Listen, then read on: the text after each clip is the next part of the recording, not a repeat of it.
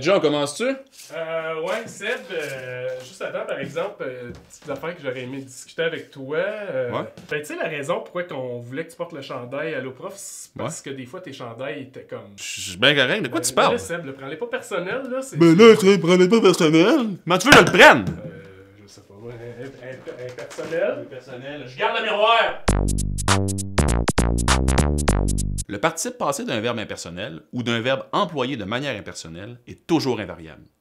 Celui-ci se forme souvent avec des verbes en lien avec la météo ou le verbe falloir. Les phrases dans lesquelles on retrouve ce participe passé se construisent fréquemment comme ceci.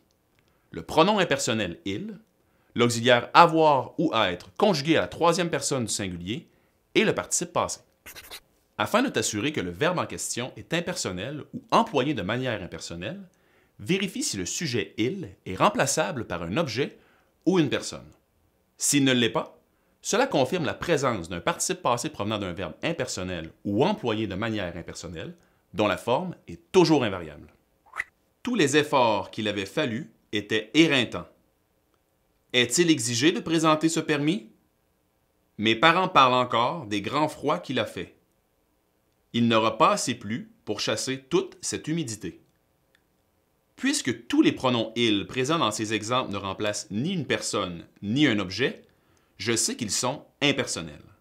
Conséquemment, tous les participes passés qui font partie de cette construction impersonnelle demeurent invariables. Si tu as d'autres questions sur les participes passés, je t'invite à visiter notre bibliothèque virtuelle et à t'abonner à notre chaîne YouTube. Tu peux aussi nous suivre sur les réseaux sociaux.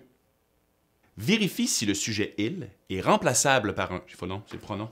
Cela confirme la présence d'un participe passé provenant d'un verbe impersonnel ou de manière impersonnelle. C'est pas ça.